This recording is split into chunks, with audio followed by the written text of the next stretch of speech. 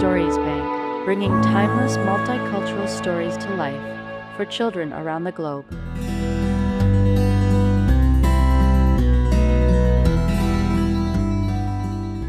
Once upon a time, in the seaside city of Catania, on the island of Sicily, there lived a poor shoemaker who had fallen on the hardest of times.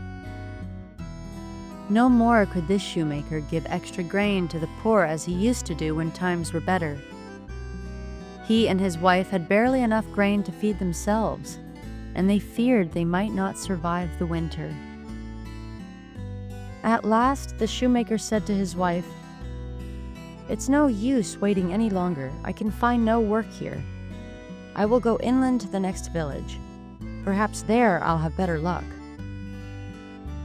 So he set out and, upon reaching the town, walked through the streets calling, "Shoes to mend, shoes to mend." Before long, a window flew open and a woman leaned out. "Cobbler, here are a pair for you to patch," she said. He sat down on her doorstep and set to work. When the shoes were finished, the woman asked, "What do I owe you for such fine work?" "1 lira would be fair," he said. "Here are 2 lire," she said, "and good luck to you." He thanked her kindly and continued down the next street, calling out again. Before long, another window opened and another head appeared.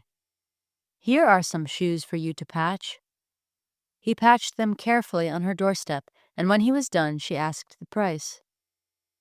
2 lire, said the shoemaker. "Here are 3 lire, said the customer, pressing 3 coins into his hand.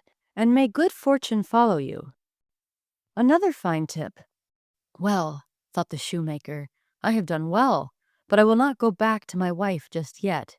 If I can go on at this rate, I'll soon have enough money to buy a donkey." Having made up his mind, he stayed in town a few days longer until he had saved 4 gold coins, 3 to buy a donkey, and 1 extra gold coin to take home to his wife. Off he went to the market and bought a strong, sturdy donkey for 3 gold coins.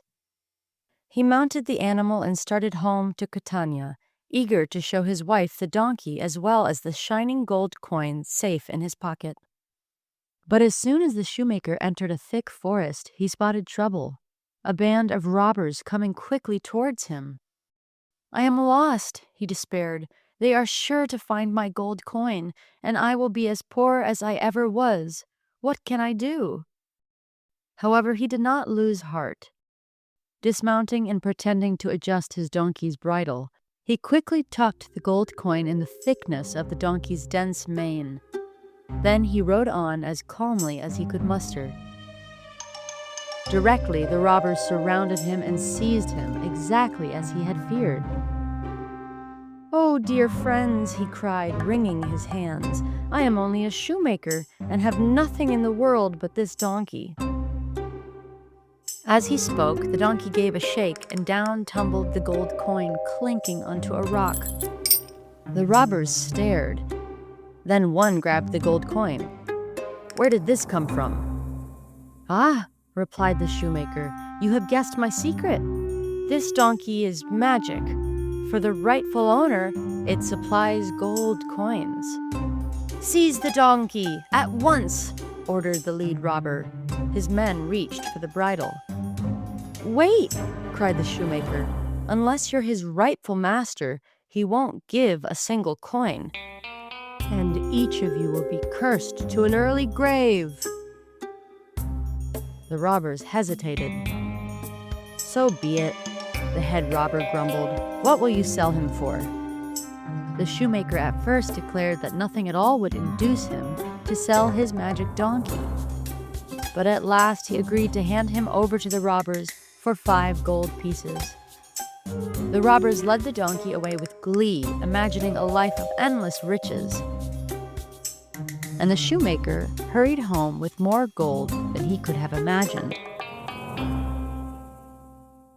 Setting aside 1 gold coin and what he paid for the donkey, the shoemaker spent the rest on wagonfuls of grain and gave it all to the poor.